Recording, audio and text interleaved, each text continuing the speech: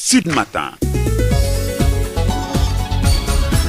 Aïssatou Gueiba. À la présentation, Hassan Thioune assure la mise en onde de ce journal. Merci de nous choisir pour vous informer. Le directeur de l'horticulture plaide pour la promotion de cette filière dans les zones non traditionnelles du programme d'urgence pour l'emploi et l'insertion socio-économique des jeunes. Docteur Macoumba Diouf est au micro de Ngorsar. Moi, j'ai été séduit de visiter ce site pour différentes raisons. D'abord, la première, c'est que, on le sait, l'horticulture est une filière à haute valeur ajoutée, contribue différemment à l'économie et à la santé de nos populations. Ici, vous avez vu que c'est presque des potagers. Ils ont dit qu'une partie de la récolte est destinée à l'alimentation des ménages. Ils vous parlent de leurs enfants. Vous savez, le coefficient intellectuel de l'enfant est déterminé souvent et influencé par son statut nutritionnel. Ça, tout le monde le sait. C'est pas pour rien qu'on met le focus sur les nourrissons, pour les femmes allaitantes, sur ces questions de lutte contre la malnutrition. Parce que c'est les catégories sociales les plus exposées. Deuxièmement, ça crée des revenus. Vous savez qu'une partie de la récolte est vendue au niveau des marchés locaux. Et même avec la variété Kent, on se sentirait dans les Niayes. Parce que c'est seulement dans les Niayes qu'on trouve cette variété. La Kent et la Kate, qui sont des variétés d'exportation. C'est la mangue d'export. Donc ils vous ont dit qu'une partie de cette mangue est commercialisée. Donc ça veut dire que ça génère des revenus. Ils font la culture associée. Ils associent l'arboriculture fruitière et les cultures maraîchères, qui sont de cycle court, les mangues étant de cycle plus long. Vous avez un mix. Pourquoi c'est pertinent d'encourager ça? Et je suis venu en partie pour ça, parce que je crois, moi, en l'horticulture pour tous et partout. J'ai dit, depuis la table du micro-jardin jusqu'aux milliers d'hectares, il n'y a pas un seul Sénégalais qui ne peut pas faire de l'horticulture. Et justement, il faut qu'on sorte des zones traditionnelles horticoles. On y a beaucoup fait. On continue à y faire, pas de problème. Mais on doit davantage promouvoir l'horticulture dans les zones non traditionnelles, c'est-à-dire à l'intérieur du pays, pour que ça devienne une activité de résilience. Et ça rejoint le programme d'urgence pour l'emploi et l'insertion socio-économique des jeunes, qui vient d'être lancé par le chef de l'État. C'est la seule solution à terme pour la question de l'emploi des jeunes et de l'entrepreneuriat. La coopération franco-sénégalaise, un modèle pour l'autonomisation des femmes au niveau de la commune de Ndiarer, dans le département de Fatick. Ces dernières ont réalisé cette année une production record de 40 tonnes de riz et une importante quantité de produits maraîchers avec des recettes de 25 millions de francs CFA. Elles ont honoré ce week-end l'ambassadeur de la France au Sénégal, Ngorsar. Les groupements des femmes maraîchères de la commune de Ndiarer ont honoré ce week-end l'ambassadeur de France au Sénégal pour magnifier les résultats de la coopération franco-sénégalaise pour leur autonomisation. Elles ont réalisé cette année une production record de 40 tonnes de riz paddy et une importante quantité de produits maraîchers en collaboration avec deux associations caritatives françaises dont Cœur d'Afrique. Ces femmes ont exprimé leur doléance pour doubler la production et leur recette estimée à 25 740 000 francs CFA. Moïse Djardjegansar, secrétaire d'État en charge des Sénégalais de l'extérieur. 17 ans d'investissement avec un impact réel, senti et ressenti par les populations de nos chers terroirs. Le panier de la ménagère l'a bien ressenti. Les récoltes sont là, elles sont belles. Mais aujourd'hui, il faut amplifier cela. Et les doléances et les attentes ont été clairement exprimées. Vers l'allègement des travaux à travers les financements, à travers la construction de mini-forages, mais également la réalisation d'unités de production pour transformer nos légumes et fruits locaux, aller vers des magasins de stockage, pourquoi pas des frigorifiques. Le tracteur est à portée de main. Les intrants, les semences, nous avons besoin. L'ambassadeur Philippe Lalliot s'engage à satisfaire toutes les doléances à travers cette coopération vieille de 20 ans dans la zone. Il n'y a pas de processus de développement sans les femmes. Et partout dans tous les pays du monde où je suis allé, on m'a dit que les femmes étaient un partenaire solide de développement, plus solide que les hommes. Peut-être parce qu'elles ont la charge du foyer, de l'éducation des enfants, et aussi une bonne partie de l'activité économique, et c'est ce qu'on a vu ce matin. Et ce que je peux vous dire ici, c'est de continuer à faire ce qu'on a fait ensemble dans les 20 ans qui viennent de s'écouler. Le diplomate s'est rendu auparavant au centre de formation professionnelle sur l'arboriculture et l'agrobusiness de Kaïdara dans la commune de Fimela et à la maison des handicapés au niveau de la commune de Diofior, fruit de la coopération décentralisée avec Panazol. Ngorsar, Fatick, Sud FM. Ngorsar, de faux médicaments d'une valeur de plus de 30 millions saisis par les éléments de la brigade de la subdivision des douanes de Kaolack des munitions réelles de la drogue du chanvre indien qui était cachée dans la forêt classée de Yongo, saisie à Cœur-Aïb. Un camion contenant des sacs de foin immobilisés, des motos des trafiquants arrêtés et déférés. Tel est le bilan des opérations de sécurisation menées par les douaniers de Kaolack. La brigade commerciale de Cœur-Aïb a fait des résultats encourageants dans le cadre de la lutte contre les médicaments prohibés par la loi et dangereux pour la santé et surtout sur toutes sortes de fraudes nuisibles à l'économie. Son lieutenant, Elhaj Saro, chef de la brigade commerciale des douanes de Cœur-Aïb, est avec Mamadou Kamara. La brigade commerciale de Cœur-Aïb a pour vocation d'abord d'apporter son concours au bureau des douanes de Cœur-Aïb par les services d'escorte et de prise en charge des marchandises, mais également de contrôler les opérations commerciales, de contrôler les personnes, leurs bagages, les moyens de transport qui entrent, qui sortent du territoire douanier et conformément aux dispositions des articles 45 et 61 du Code des douanes. Il est à rappeler que dans le cadre du contrôle des opérations commerciales, la douane apporte son concours à plus de 17 autres administration, notamment en exigeant à l'importation comme à l'exportation des documents comme la DIPA, déclaration d'importation de produits alimentaires. Dans le cadre de l'importation des produits alimentaires, le visa de la pharmacie nationale. Dans le cadre de l'importation des médicaments, un certificat de fumigation et de non-contamination dans le cadre de l'importation des friperies et tant d'autres. Elle est également placée sur un axe stratégique, donc qui fait d'elle une unité qui occupe une place prépondérante dans le dispositif de la surveillance douanière. Par conséquent, il est un devoir et une obligation aujourd'hui à la brigade commerciale de Cœur-Aïb de contrôler vite et bien. Vu qu'aujourd'hui, au regard de l'évolution du commerce international, qui met en exergue des exigences dont les plus caractéristiques sont la rapidité et la sécurité des échanges, il est devenu un devoir et une obligation à toute douane moderne de contrôler vite et bien, conformément aux recommandations de la Convention de Kyoto révisée, du cadre des normes SAFE, la résolution de Punta Cana et dernièrement l'accord sur la facilitation des échanges. Ainsi, nous, agents des douanes de la brigade commerciale de Cœur-Aïb, œuvrons tous les jours à échanger des informations avec tous les acteurs présents à la frontière, notamment les forces de défense et de sécurité, afin d'apporter la pierre angulaire sur la mise en œuvre d'une bonne gestion coordonnée des frontières.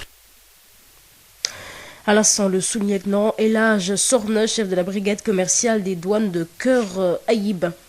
À Saint-Louis, les membres de l'association Les Amis d'enfants ont offert ce samedi un matériel médical estimé à environ 400 millions de francs CFA aux structures de santé de la vieille ville.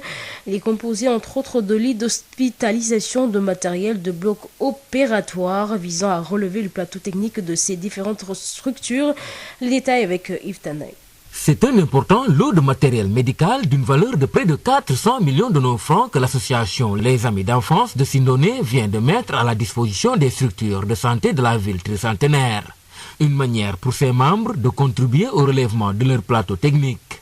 Abdourahmane Sarr est le président de cette association. C'est un sentiment de satisfaction que nous avons aujourd'hui d'avoir à l'espace d'une année d'existence arriver à offrir avec nos partenaires de l'extérieur, les bonnes volontés, les donateurs, à offrir à la commune de Saint-Louis ce matériel médical qui est estimé à environ 400 millions pour distribuer ça au niveau des structures sanitaires de la région et de la commune. Et le chef de service ORL de l'hôpital régional de Saint-Louis, le docteur Khadital, de renseigner sur la composition de ce matériel et son importance. Il est composé de lits d'hospitalisation, de matériel de bloc opératoire, notamment des cialtiques, d'insufflateurs d'oxygène, des respirateurs d'anesthésie et aussi un mammographe et des échographes. Il y a aussi donc un tapis d'épreuve d'effort pour une réadaptation cardiaque. Un geste que magnifie la première adjointe au maire de Saint-Louis, Aïda Mbaye, qui voit une dimension sous-régionale au vu de la population qui en bénéficiera. Ce matériel, les populations de Saint-Louis vont en bénéficier. Mais pas seulement les populations de Saint-Louis, parce que l'hôpital de Saint-Louis est un hôpital de référence qui reçoit des malades de presque l'axe nord, de Louga, de Matam et toute la région de Saint-Louis, mais aussi de la sous-région parce qu'ils reçoivent des malades venant de la Mauritanie. Créée le 9 avril 2020, cette association Les Amis d'enfance de Sindone a eu au préalable à distribuer des kits scolaires et des denrées alimentaires aux ménages du dit quartier où également plusieurs familles ont été enrôlées dans la couverture maladie universelle. Saint-Louis, Yves Tendeng, Sud FM.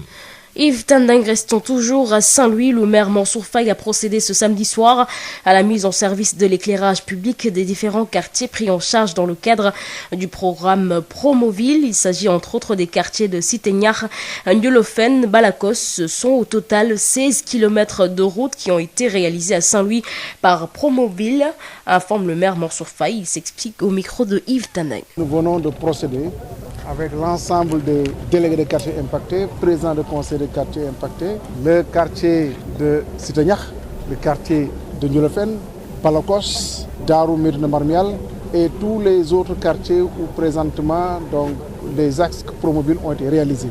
Et je puis exprimer la satisfaction des populations au moment où on a donné le go donc, de la mise en service de l'éclairage public au niveau de Saint-Louis.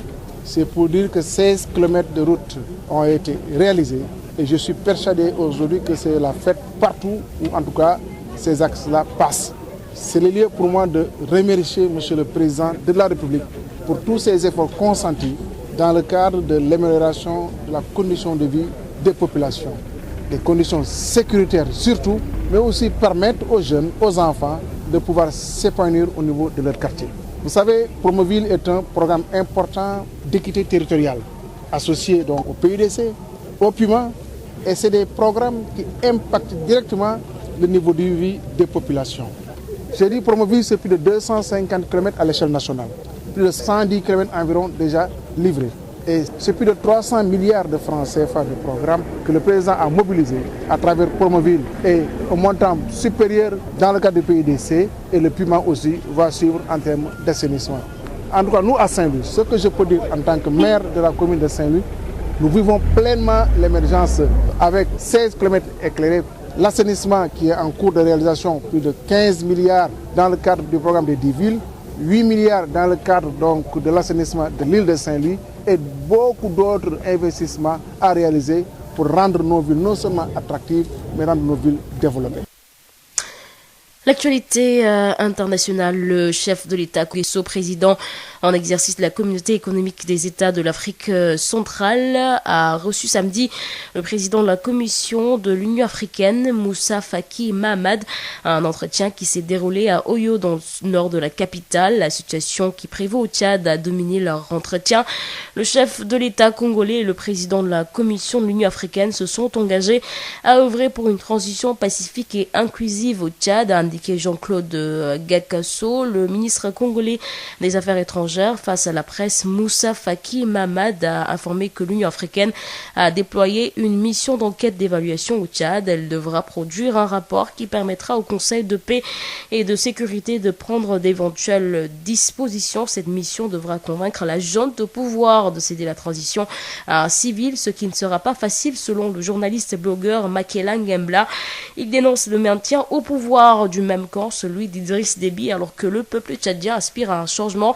Il appelle la communauté internationale à se mobiliser pour le Tchad. Le journaliste et blogueur Makela Ngembla est joint par Mabdiara Da Silva. Aujourd'hui, ce qui est extrêmement grave, c'est le maintien au pouvoir du même clan, la confiscation du pouvoir par un même clan au détriment du peuple tchadien qui aspire à un changement démocratique dans ces pays-là. Depuis le 11 avril, le peuple tchadien, dans sa composante majoritaire, avait rejeté systématiquement à travers un boycott la réélection d'Idriss Déby. Donc, à partir de là, c'était un indicateur majeur, un marqueur fort pour que la communauté internationale et surtout Idriss Déby devrait comprendre. Maintenant, la situation est extrêmement grave étant donné que les mouvements d'opposition armée ont fait leur incursion depuis le 11 avril sur le territoire tchadien. Des attaques se font un peu partout sur le territoire tchadien, donc l'armée tchadienne est mise en difficulté. À l'intérieur du pays, les manifestations se multiplient. Le régime n'a pas changé, c'est la continuité des répressions généralisées sous le régime d'Idriss Déby et qui continue avec son fils. Donc nous pensons que, au regard de ce qui est en train de se passer, il faut absolument que la communauté internationale se mobilise. Et si elle ne se mobilise pas, le Tchad risquerait de se plonger dans un chaos irrémédiable, un chaos qui ne pourrait pas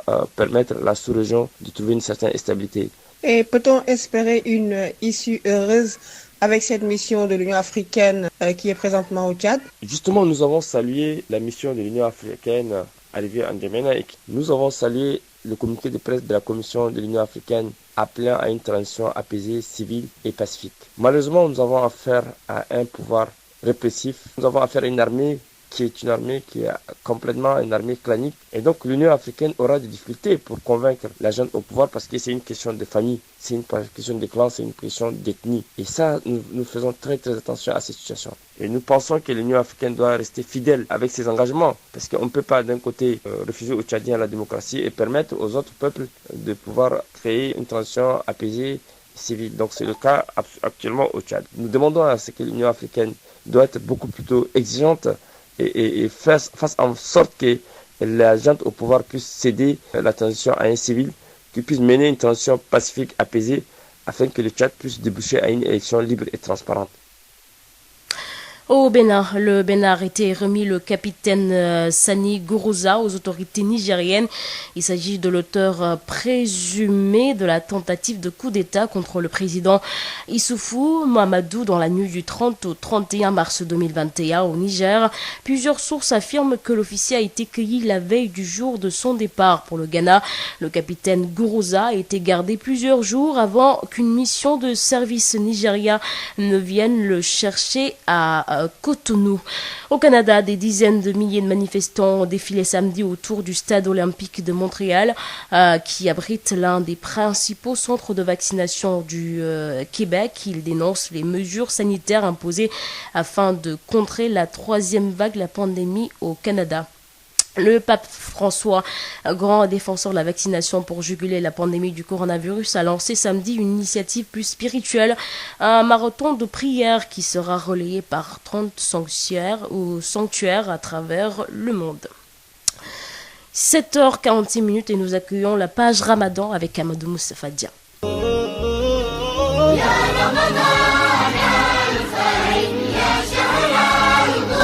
Bonjour et bienvenue dans votre page spéciale Ramadan. Nous nous intéressons aujourd'hui au Ramadan des enfants car ce n'est pas évident d'être privé de nourriture et de boissons pour un enfant, d'autant plus que les enfants vont à l'école.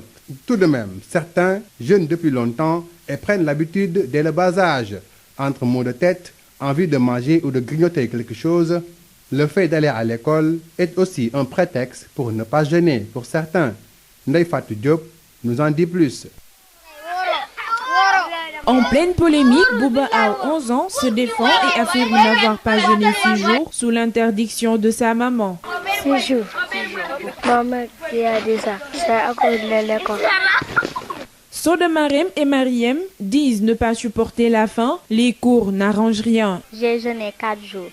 Parce que je pars à l'école, je ne peux pas jeûner. Oui, j'arrive à gérer. Des fois, j'ai mal à la tête parce que je pars à l'école. Depuis le début du Ramadan, Tidjane, 8 ans, n'a manqué qu'un seul jour pour l'instant. Depuis que j'ai commencé, mercredi le 14, j'ai commencé mercredi, après je donne le 19. Ahmada, son frère, le confirme. Oui, il jeûne depuis le mercredi, le 14. Et c'est aujourd'hui seulement qu'il n'a pas jeûné. Oui, c'est vrai. Malgré qu'il n'est pas facile de jeûner, certains enfants prennent l'habitude dès le bas âge. Justement, quand dit la religion, dans quelles conditions l'enfant peut-il jeûner? Doit-il même jeûner? À quel âge est-il permis de débuter le jeûne pour un enfant? Nous avons posé ces questions à Imam Matar Ndiaye. Voici sa réponse. Le jeûne d'un enfant n'est pas du tout une obligation tant qu'il n'a pas atteint l'âge de la puberté. Mais il est bon quand même de le lui ordonner à bas âge pour qu'il soit habitué une fois majeur. Parfois, vous voyez un adolescent qui n'arrive pas à observer le jeûne du tout. C'est parce que tout simplement, on ne l'avait pas habitué au jeûne quand il était un enfant. C'est pourquoi il est bon quand même de laisser les enfants observer le jeûne, surtout quand ils le désirent. Mais encore une fois de plus, le jeûne n'est pas une obligation pour un enfant. Vous savez, il y a des conditions établies par la législation islamique pour la validité, bien entendu, du jeûne. Et ces conditions sont les suivantes. Premièrement, il faut être un musulman convaincu. Un non-musulman qui observe le jeûne, ce dernier ne sera pas valable du tout. Deuxièmement, il faut être majeur, c'est-à-dire atteindre l'âge de la puberté. Un mineur ou un enfant qui observe le jeûne, son jeûne n'est point valable. Troisièmement, il faut jouir de toutes ses facultés mentales.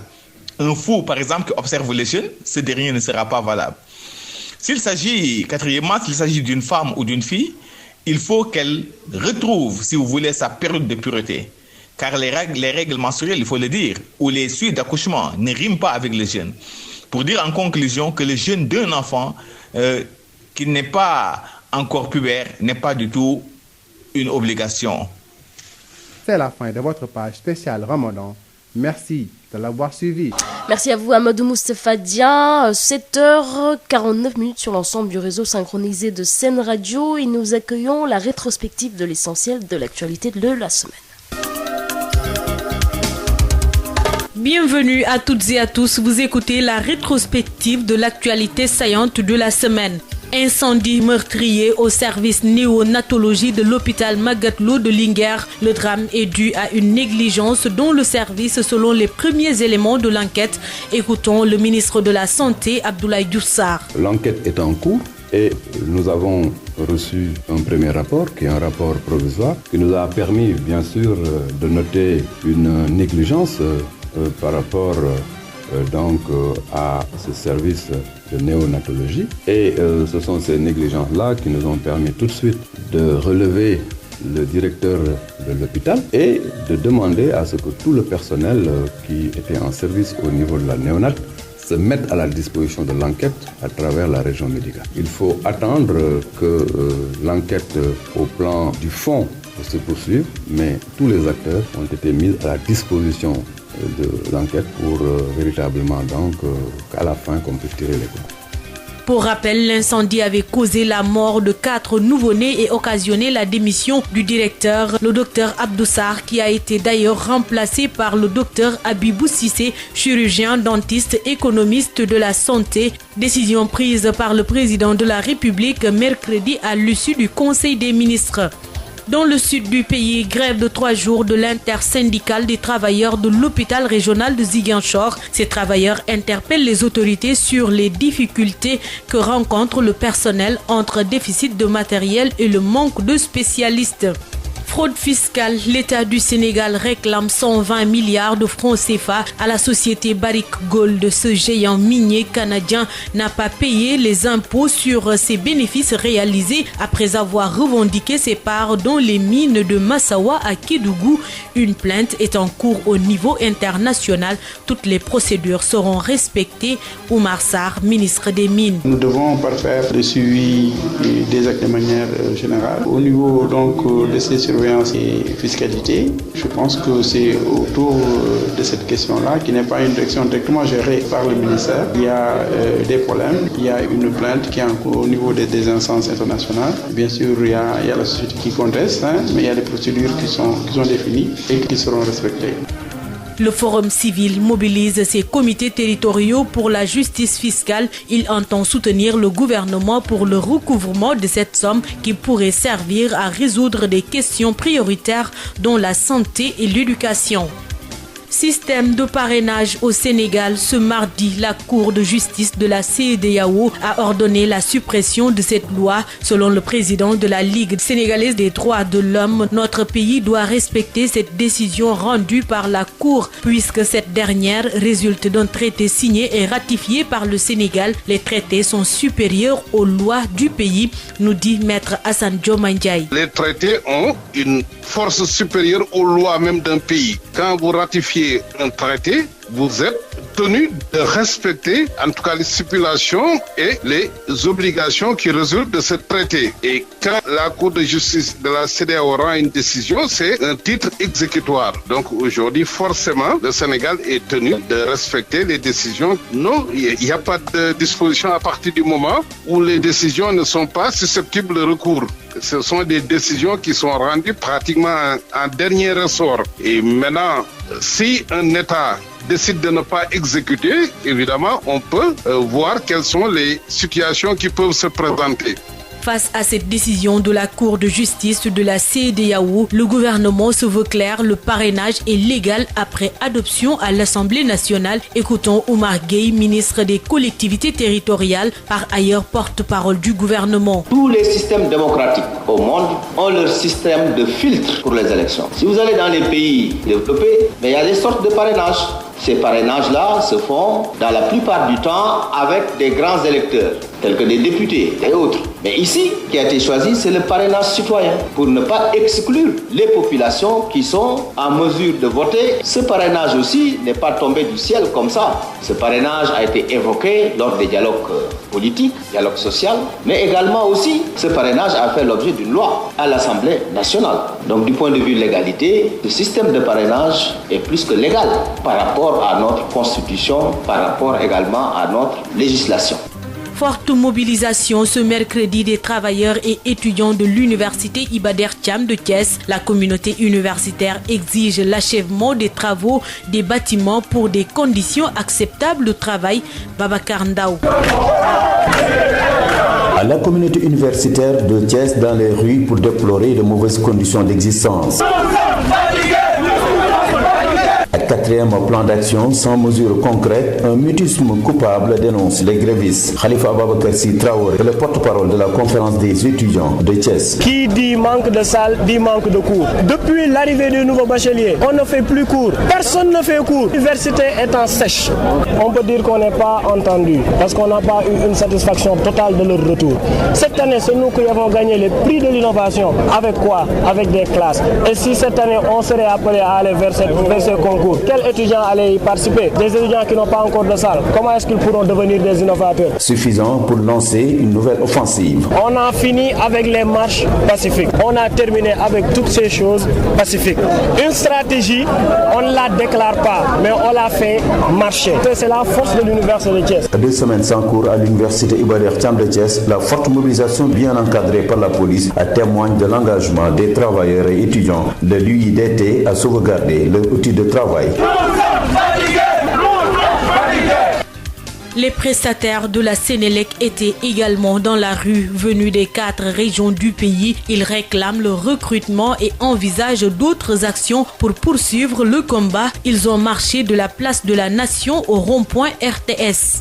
Campagne agricole écoulée, le bilan est d'1 797 485 tonnes pour l'arachide et 1 349 000 pour le riz. Un résultat jugé positif par le professeur Moussa Baldé, ministre de l'Agriculture et des Productions animales, qui s'exprimait lors des face-to-face du gouvernement avec la presse. Fête du travail de ce 1er mai, remise des cahiers de doléances des centrales syndicales des travailleurs. Plusieurs points ont été soulevés devant le chef de l'État, Marie-Rosalie Ndiaye. Une presse agressée et menacée, des médias victimes de guérilla dans le but de leur faire peur ou les faire taire. Le secteur doit faire l'objet d'une réforme en profondeur et c'est à cette réforme que le SYNPICS invite l'État du Sénégal, non sans mentionner l'impérieuse nécessité de l'application de la convention collective. Le secrétaire général du syndicat Bamba Kassé a entre autres préoccupations souligné la nécessité d'élargir la base de représentation des médias au sein du conseil d'administration de la Maison de la Presse.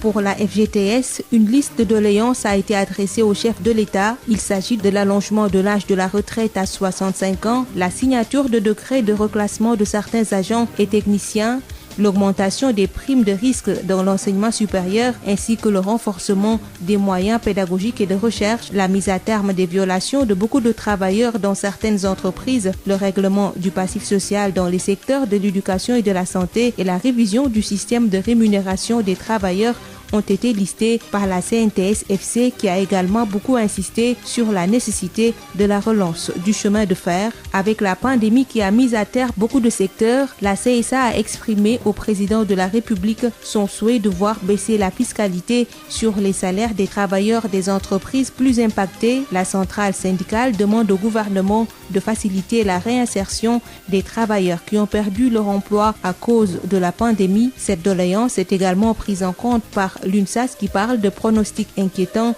dans le long terme sur les conséquences des nombreuses pertes d'emplois causées par la Covid-19, d'où la nécessité pour la centrale de formuler et d'exécuter avec diligence les politiques publiques à grande échelle en accordant des aides aux travailleurs licenciés et entreprises en difficulté. Merci de nous avoir suivis. Ainsi prend fin la rétrospective des faits marquants de l'actualité de la semaine sur Sud FM Sen Radio. Rendez-vous dimanche prochain. Canal Plus mu ngi leen di ñaanal bëccëgu jàmm. Sud FM. Il est 8h. Sud Matin. Hapsa Eliman Wan.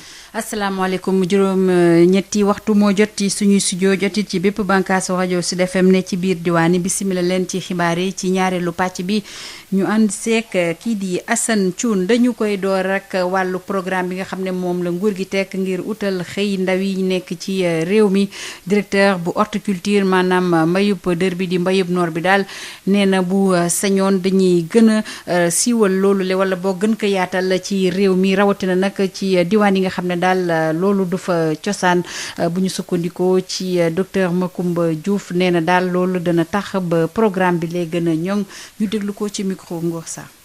horticulture lay doon sinon ndaw yi kenn du leen amal solution emploi je suis catégorique man loolu laa gëm kenn mënu ma prouver leneen ndax boo jëlee usine balaa yàgg ñu ne la usine bi fees na nga jël leneen loo yëngu balaa yàgg ñu ne la fii mënatuñoo jël mais ndax bés dina ñëw ñu leen mbéy fees na tool yi jeex na kenn amatul fa béy en tout cas man seen tuuma loolu kon capacité bi mbéy am pour ñu bëri dugg ci seen bopp gis ci seen bopp te du xat du fat beneen secteur amu ko ci lii ma yor laa koy commencé mooy xam nga ne horticulture muy mbéyum légume mbéyum fruit mbéyum fleur mbéyum li ñuy wax plante ornementale mooy garab yu taar yooyu ñu def ci bërëb pour di leen taaral yooyu xewul woon ci réew mi ñu néew ñoo ko doon def tey mu ngi ne xas boo demee marché Fatick mun nga fa fekk légumes yoo nga xam ne soobeem la jóge avant loolu amuloon ñaay la lépp doon jóge moo tax ma gëm ni ñaay baax na li ñuy wax zone traditionnelle foofu la horticulture mos a développé ak Vallée ak Tamba waaye dama wax ne dañoo war a dooleel ñoo ñu continuer dooleel mais nag ñu yaatal mbéyum dër ci fépp ci réew mi ndax nekkatul affaire u kenn nit mbéy moo xam ne rendement bi nga ciy am doo ko am ci beneen mbéy ci benn hectare nga am ci ñaar fukki tonnes ak juróom jëm fanweeri tonnes loolu ci horticulture da nga ko amee prix légume ak prix fruit moo ëpp toujours prix suuna mboq basi waaw ki la ëpp rendement ëpp la prix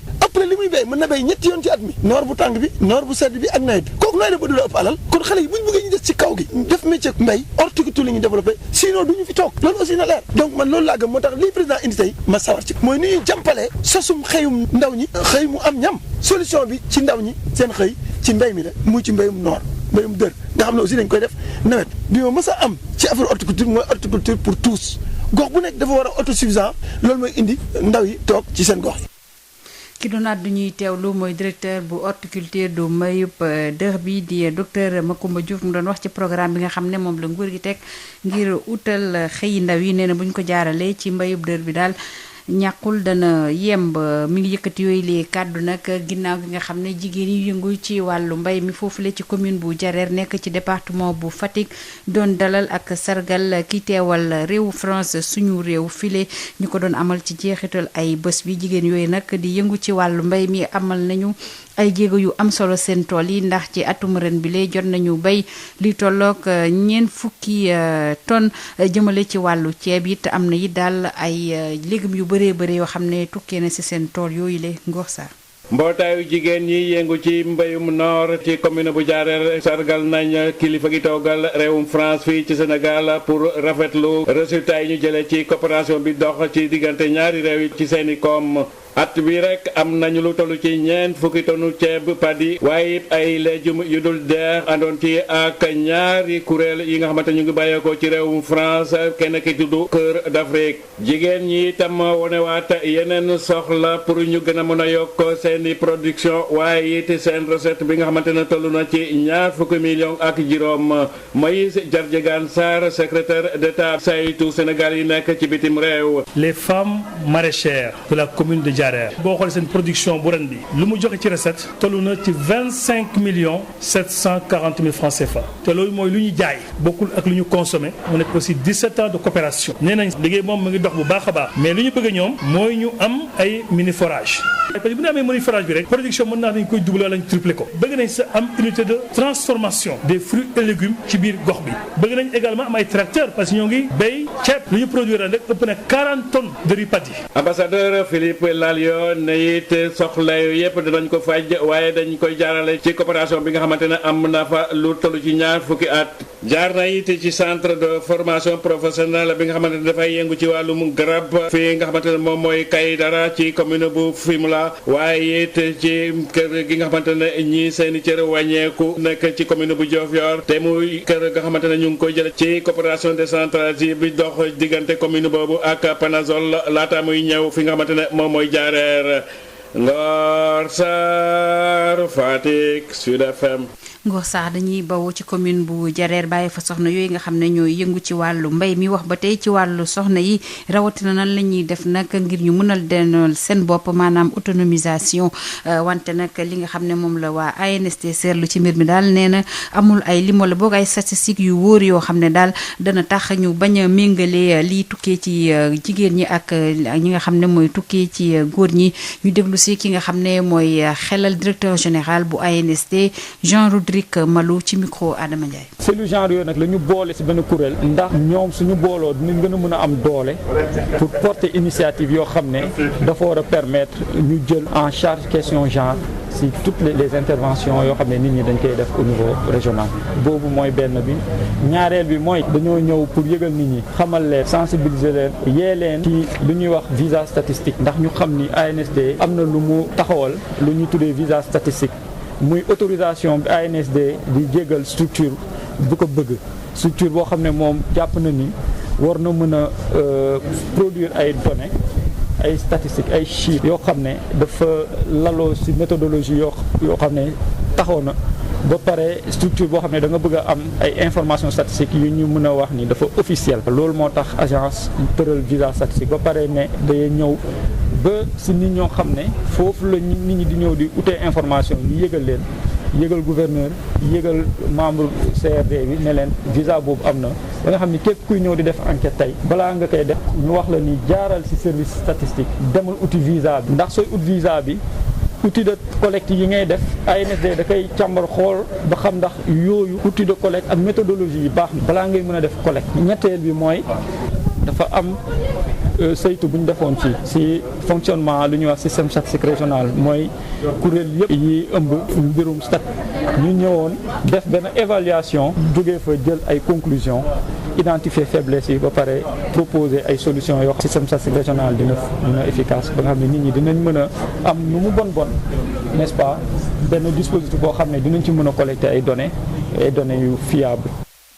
ki doon àddi ñuy teewlu mooy Jean-Rodrigue Malou di dalal xelal directeur général bu agence nationale de la statistique di ANSD ñu wax ba tey ci wàllu koom-koom rawatina liggéey gu am solo gi nga xam ne moom la brigade commerciale bu Kër Ayib di amal ci jamono ji rawatina nag ci xeex lépp loo xam ne daal day nërmeel sunu koom-koom ñu déglu si sous-lieutenant El Hadj Soxna jiite boobu la brigade commerciale bu douane bu Kër Ayib ci micro Mamadou Camara. bon brigade commerciale bu Kër Ayib.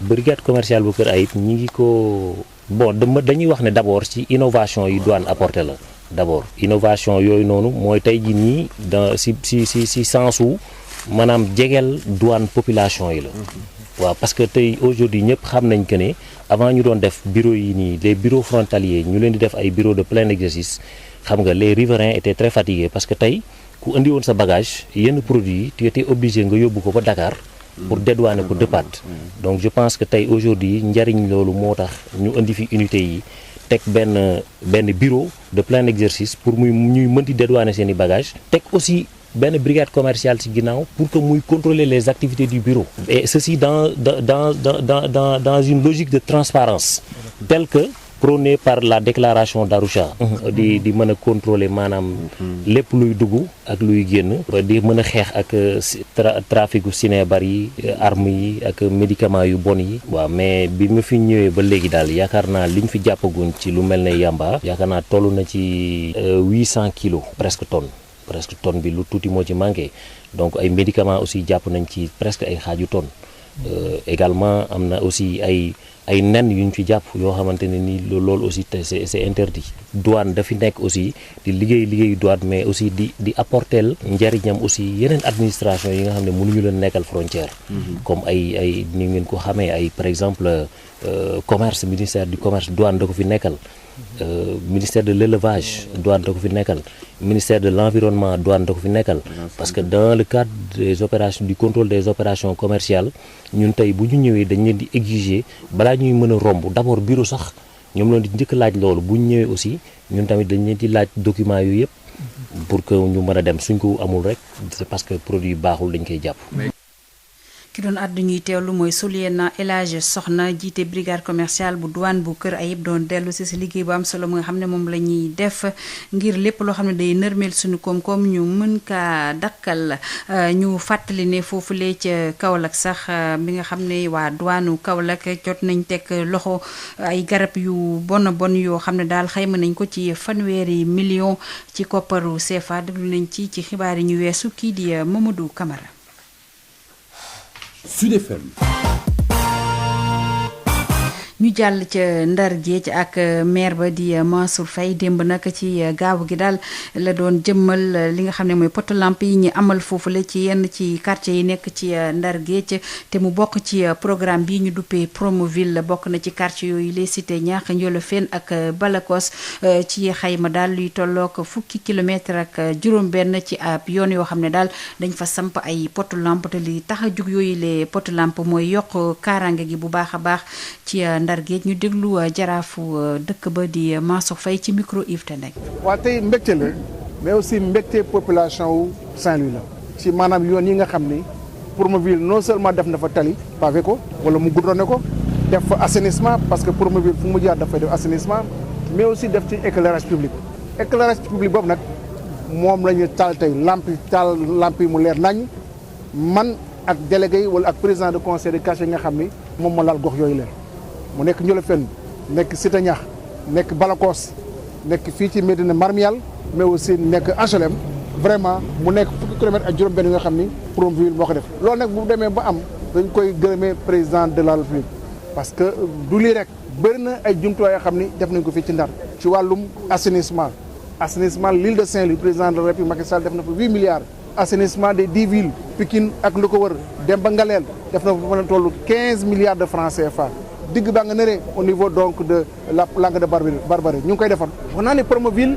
dafa def lu mat ñaari téeméeri kilomètres ak juróom fukki Sénégal gi yëpp au moins téeméer bi ak fukki pare nañu livré nañ ko loolu dafa nekk lu am solo yeneen bu soobee suñu borom dana ñëwaat. monsieur le maire wax nga léegi nii lu demee na lamp yi dafay lutter insécurité bi boole ci aussi tamit wàllu taw beeg ndox yi ci wàllu assainissement est-ce que dafay wax ni yeneen quartier yi Promoville war na ci mën a jàpp pour que lii am fi am ci yooyu gox. gis nga Médina Marmial bi ma taxaw nii yoon bi kenn daaw foon jaar bu nawet jotee ndox mi la woon amul éclairage amul waaye tey jii gëm naa ne fu mu nekk nii waa Médina Marmial kontaan nañu donc ñoom ñi ñu kontaanee nii man gëm naa ne yoon la yeneen quartier di kontaan parce que programme yi bëri daan ñëw parce que lu ñu bëgg mooy di jël vélo di daw ci biir Ndar te dootoo laal suuf loolu nag tàmbali nañ ko te sori nañ ci bu baax a baax. ki doon àddu ñuy teewlu mooy meeru Ndar Géej di Mansour Faye doon daal jëmmal ay poto lampe yoo xam ne moom la ñu indi foofule ci dëkk ba ngir xeex lépp lu jëm ci wàllu ñax kaaraange rawatina nag ca cité ñax Njolofeen ak Balakos dañuy des ca Ndar Géej ak kuréel bi nga xam ne moo ëmb ñi nga xam ne ñoo màggandoo foofule ca Sindoone ci Ndar Géej ñoom nag démb ci gaaw gi dañoo jébbal waa kër docteur yi nekkee foofule ay jumtukaay yoo xam ne daal dañ ko yitte lool ci seen wàllu liggéey Yves Tendeng. lim bu takku ci matériel médical bu toll ci xayma ñeenti téeméeri million ci suñuy koppar la association bi ñu duppee les amis d'enfance de Sindoné jóge rek baaxee structure sanitaire yu commune bu Ndar Abdourahmane Sarr moo njiitu association boobule. jamono moo tëdd doo xam ni kuy def lu baax day koy siiwal ndax ña nga xam ni xamuñu ko mënuñu ko wala tàmmuñu ko ñu roy ci ndax lu baax rek moo jar roy je crois que loolu aussi exemple la. ci lu baax lu ñu def ci santé ci éducation ci fànn boo jublu rek ci Sindoné war nañ cee mën a dugal suñu loxo. kii di njiitu service ORL bu hôpital régional bu Ndar di docteur Khady Tall di ñu lim matériel boobule waaye itam njëriñoom. matériel bi hôpital bi daf ko soxla woon ñaari weer yi ci ginnaaw bloc opératoire bi dañ ko tojoon parce que hôpital bi amul woon moyen pour jënd matériel boobu. donc matériel bi bu ñëwee dina ñu permettre ñun ñu wàññiwaat liste d'attente bi en même temps aussi lu ci am solo mooy am na ay matériel boo xam ni pour def mammographie pour saytu jigéen ñu am ñi ay cancer ci ween mais am na aussi ay lal am na aussi matériel boo xam ni pour insufflateur boo xam ni bu ñuy opérer biir te fekk doo ko ubbi donc yooyu yëpp vraiment matériel bu am solo la. muy ndimbal bu nga xamee ni kii di njëkkeelu adjointe bu maire bu Ndar di Aïda Mbaye moom rafetul na ko te muy xamle ne daañu bëri lool askan nga ko nar a jëriñoo. matériel boobu population Saint-Louis dinañ ci bénéficier wu wante li dale Louga région Saint-Louis ba Matamit hôpital bi dafay jot ay malades yu jóge foofu mais dama ni sax boo génnee Sénégal ndax Mauritanie gi bari nañu nga xam ne ñu ngi ñëw dafa fay. ginnaaw biñ ko sosee ci juróom-ñeenti fan ci weeru avril bu atum 2020 kuréel bile di les amis d'enfance de Sindone daanaka bëri na li mu jot a teg ci loxo askan nga yeewoo ci quartier bu Sindone lu ci mel ni ay kits scolaires ay denrées alimentaires waaye itam lim bu tàkku ci ñi mu enrôlé ci wàllum couverture maladie universelle ki doon jokkoo ak yéen fii ci Saint-Louis Yves Tendeng Sud FM. jërëjëf Yves Tendeng dañuy jógee ca Ndar géej mi nga xam ne yéen a ñu teewlu ci 93.2 dellu si fii ci Ndakaar rawatina suñu studio yi nekk ci cité Kër Góor ngeen ñuy teewlu ci 98.5 fukki simili ak juróom tegu ci juróom-ñetti waxtu ñu dalal kii di Amadou Moustapha Dieng mu ñëw ak ñun ci xët bi nga xam ne moom lañ jagleel wàllu koor gi.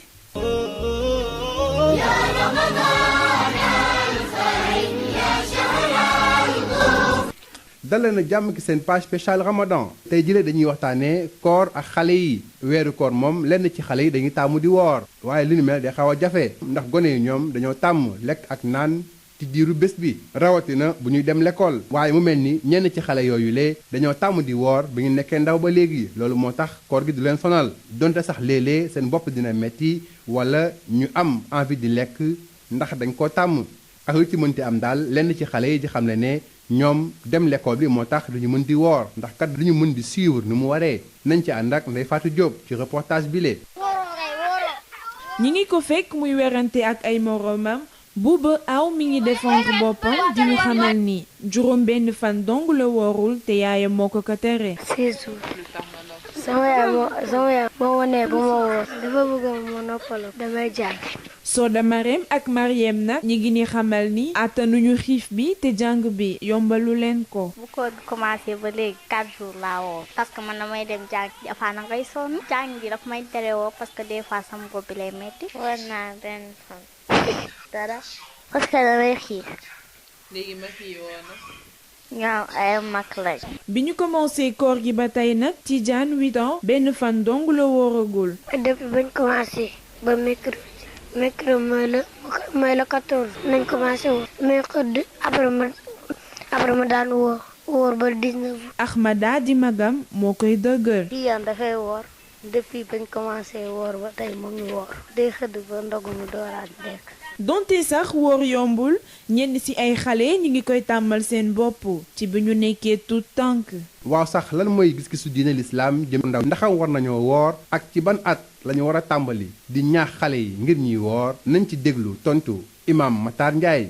waaw kooru xale moom du farata tant que xale bi nekkul mukallaf nekkul koo xam ne atteindre na âge puberté kooku kooram mënagul wér pour kooram mën a wér il faut que mu nekk majeur il faut que mu nekk mukallaf pour kooram mën a wér waaye nag day baax dañuy sopp lool nag di teel a digal koor xale bi ci ndaw pour mu mën ko tàmm bu ko defee bu magee du am benn jafe-jafe léeg-léeg gis mukallaf moo xam ni du mën a woor ndax lan parce que tàmm ko woon bi mu nekkee xale moo tax léeg-léeg parent bi dafa war di tàmmal xale bi wala di bàyyi xale yi sax nuy woor di fowantu di woor bu fekkee bëgg nañ ko ndax xale yu bare ci kër yi dañuy gis ni ñoom léegi dañuy sonnal seen parents yi ni leen ñun dañu bëgg woor kon buñ ko bëggee nañ leen di bàyyi nu koy jéem ndax buñ ko jéemee bu nu magee du nu am benn jafe-jafe comme li ma wax léegi léeg-léeg gis mu kàllaf mu mag te moom du mën a woor ndax lan tàmm ko woon bi mu nekkee xale moo tax leen ko tàmmal tam ci xale baax na trop waaye nag nu fàttali leen nag du farata ci xale li fekk majeuragul xam nga dafa bokk ci li sharia di wax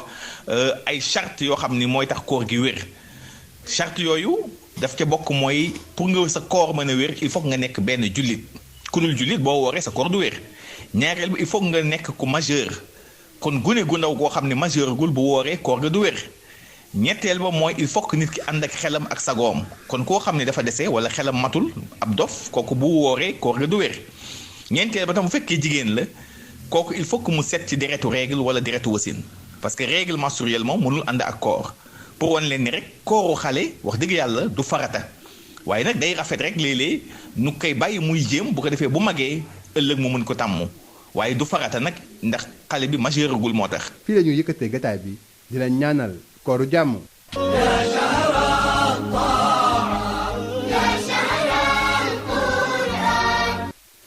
ginnaaw gi ñu dalalee ki di Amadou Moustapha Dieng dañuy dalal keneen muy Josette Kali mu ñëw fàttali ñu li gën a fës ci wàllu xibaar ci ay bés bi ñu ne. dal leen jàmm ci jotaay bi fësal xibaar yi gënoon a am solo benn ci ayu bés fii ci Sud FM. lakk kër gi amoon ca service néonatologie bu hôpital Magatte Lô bu Linguère bi la jéeya lu njëkk ci enquête yi mu ngi wone ni soofantal bu bàyyeekoo ci service yi moo ko waral ci loolu ñu teewlu jëwriñ gi ñu dénk wàllum wér-gu-yaram di Abdoulaye Diouf Sarr. am na benn enquête boo xamante ni mi ngi en cours mais jot nañ rapport provisoire bi mooy rapport bu njëkk bi boo xamante dañ ko war a xóotal mais lu ñu mën a seetlu rek mooy que ne am na sooxe ci service boobu moo tax tout de suite ñu jël décision ne directeur ba fa newoon il faut absolument que ñu génn ko ci hôpital boobu parce que taxawaay bi des na mais beneen bi mooy képp ku doon liggéey ci centre de néonatologie boobu wax nañ la nga toog enquête bi nga taxaw ñu poser la question xool fan la sa responsable ci mbir moom bu ñu jotee enquête définitive bi incha allah danañu jël toutes les mesures yi xamante ne c'est des mesures complémentaires nécessaires bu boobaa. ñu fàttali leen ni boobee lakk jotoon na faat lu toll ci ñeenti bébé te taxoon sax ba kii di docteur Abdou Sarr nekkoon jiit la tekki ndombol tànkam moomee kii di docteur Abibou Cissé du chirurgien dentiste nekk it économiste de la santé moo ko wuutu ci boppu hôpital Magatte Lô bi le dogal njiitum réew mi mu ngi ko jël ginnaaw conseil des ministres bi ñu amal ci àllarba gi. ci bët saalumu réew mi foofee grève ñetti fan la intersyndical bu liggéeykat yu hôpital régional bu Ziguinchor amal yile liggéeykat ñooy woo autorité yi ngir ñu gestu leen ci jafe-jafe yi nga xamante ni moom la personnel bi di jonkonteel foofee rawatina ci ñàkkub matériel ak it yu spécialiste. ci wàllum fraude fiscale état bu Sénégal mooy laaj lu toll ci téeméer ak ñaar fukk ci ay milliards ci suñuy koppar société bi ñuy duppee Barrick Gold boobee société fàtte fay ay lempo ginnaaw bénéfice yi mu réalisé ba mu amalee ay revendication ci ay paaram jëm ci mine bu Massawa nekkee ca Kédougou état bu Sénégal dina yóbbu ab plainte ca biti réew di xamle ni benn ci procédure duñ ko bàyyi ginnaaw ñu teewlu ci Oumar Sarr di jëwriñ gi ñu dénk wàllu mine yi. sunu méthode yu ñuy surveiller sunu activité minière yi problème mu douane la ak problème mu fiscalité nunu am problème ak société boobu mi ngi nekk ci tribunal ñoom dem nañu bay saisir tribunal d'arbitrage bu Paris donc loolu nun daan dem joxe sunu xalaat ñoom neen d'accord nu ci loolu ñu leen redressé nun daan jox sunu xalaat lu état bi moo tax aussi nun ñu jàppale ministère des finances pour vraiment exploitation minière yi jariñ réew mi. forum civil ci lëkkaloom ak comité territoriaux yi moo fas yéene jóg ngir gouvernement bi mën a jot ci boobee koppar mu jàpp ni mën naa indi ay saafara ci wàllum wérgu yaram ak njàng mi. système de parrainage bi ñuy amal ci réew mi ci talaata gi cour de justice bu CEDEAO moo sàkku ñu dakkal boobee loi njiitum Ligue sénégalaise des droits de l'homme mooy xamle ni Sénégal dafa war a wàccuwoo ak boobee dogal ndax moom dafa xaatim lépp lu jëm ci traité yooyee te sax traité yi moom moo kawe lool lii di ay loi ci ab réew maître Assane Dioma Ndiaye ñu déglu ko. décision yi ñuy rendre dafay imposer wu aux états maanaam état yi dañu engagé wu ne décision bu cour de justice de la CEDEAO rendre ñoom dañ koy respecté bu weesoo loolu suñu constitution ci article 98 nee na traité bu Sénégal ratifié day doon loo xam ne même suñu loi yi traité boobu moo ko ëpp doole bu boole yooyu yëpp nag état bu signal boppam yóbbu ko assemblée nationale ñu ratifié ko mu nangu ne lu cour bi àttee dinaa ko nangu boole ci dugal constitution ne man lu ma ratifié traité rek dafay doon loo xam ne dafay jëmmal bokk ci sama constitution loolu nag boo ko defee mënoo cour boobu rendre décision nga ne man décision boobu duma ko respecté état bu souverain la loolu defe naa wax lu yoo xam ne Sénégal war na bàyyi wax yooyu parce que du bokkul ci li ñuy wax élégance républicaine état day am kàddu. ci bile dogal bàyyeekoo ca cour de justice bu CEDEAO gouvernement bi mooy xamle ni parrainage bi ci lu jaar yoon lañ ko sampee ginnaaw ba ñu ko adopté ca pencum ndaw réew ma Omar Gueye di jëwriñ gi ñu dénk wàllum collectivité territoriale nekk it ki yore kàddu gouvernement bi. président Macky Sall toogee ba léegi démocratie bi mu ngi jëm ci kanam ñu ngi def dialogue politique ñu ngi def dialogue social ñu ngi organiser ay élections yoo xam ni kenn contesté wu ko masul am benn contestation boo xam ni am na. ci wàllu élection yi nga xam ni moom la ñuy def au niveau du Sénégal muy ci bitim réew ñu koy saytu ak ñi ne ci biir donc ñun ñëpp fekk nañu élection yi mobilisation bu am solo lañu nemmeeku ci àllarba gi wu liggéeykat ak étudiant yu université Iba Der Thiam bu nekkee ca Thiès communauté universitaire bi foofee ñooy sàkku ñu yeggali liggéey yi ñu tàmbali ci bâtiment yi ngir ñu mën di amal seen njàng ci anam gu gën a mucc ayib. Babacar Ndaw si lim bu takku moom la étudiant yi liggéeykat yi ak jàngalekat yu université Iba Der Thiam bu Thiès ak génn si àllarba ji si mbedd ko Thiès yi tax nag étudiants yi ñoom seen bopp ginnaaw ñetti plan d'action yu fi romb jàpp na ne lii jot na Khalifa Ababacar Sy Traoré yor seen kaddu. université ñu waroon def ci démarche pacifique def nañ ko étudiants yi woo nañ leen fu ne ñuy dox di massa léegi nag on va passer à la vie supérieure waxoon nañ ko bu yàgg il faut que ñu wax médias yi ñu xam ko def nañu ñun nanu arrêté suñu marché mu doog ñuy recevoir mais ministre boo xam ne daf lay chantage naan la boo defee lii boo nekkee ci pression boo nekkee en mouvement du ma recevoir loolu ñun université duñ ko nangu ñu Sénégal nag ñu xam ko système enseignement supérieur bi dara doxul ñëpp a ngi grève UCAD ñi ngi grève Ziguinchor ñi ngi grève UADB ñi ngi grève 15 jours kenn faale wu leen ñëpp a ngi grève kenn faale wu leen ça veut dire que président dafa war a jël ay responsabilités di ko tàmbalee EDK jaar si route nationale bi ba ñëw auditorium bi ñoom liggéeykat yi université Iba Der Thiam bu Thiès mel na ni nee nañ seetaan bi ëpp na ñaari ayu bés jànguñu si biir université bi si jamono jooju gisaguñu benn saafara boo xamante ne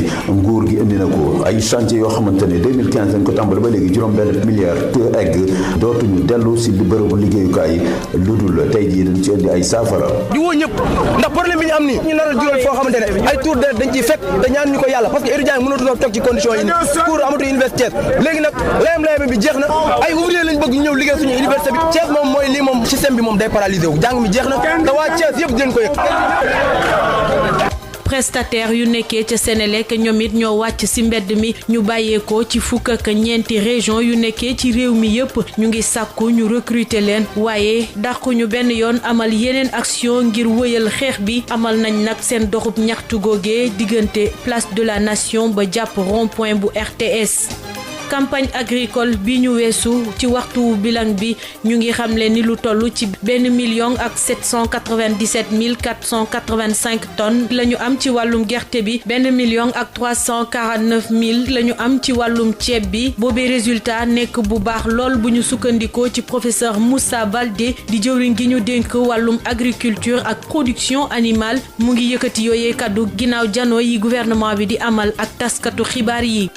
benn fan ci weeru mai bi di bis bi ñu jagleel bépp liggéeykat centrale syndicalu liggéeykat yi joxe nañu seeni cahier de doléance lu bëre ci ay ponk ñu yëkkati ko seen janoo ak njiitum réew mi Marie Rosalie Ndiaye. ab presse bu ñuy agressé ak di ko tëkku di ko fitnaal ngir tiital ko wala tëj gémmiñu taskatu xibaar yi lu ni mel tax na mu doon ab secteur boo xam ne war nañ ci amal ay coppite yu xóot a xóot te ci coppite yooyee la SYNPICS di woo njiitu réew mi Macky Sall te boole ci ay yitteem ñu fexe ba jëmal convention collective liggéeykat yi nekk ci média yi secrétaire général bu SYNPICS di Bamba Kassé wax na it ci yitte gi am ngir fexe ba yaatal conseil d'administration bu maison de la presse teewaayu yeneen média yi centrale syndicale bi di FGTS àggali na njiitu réew mi ay doléance yoo xam ne bokk na ci fexe ba yokk atum retraite ba juróom benn fukki at ak juróom ñu xaatim ay décret de reclassement soxal agent ak technicien yu bëri yokk it prime de risque bi aju ci enseignement supérieur te gën a dëgëral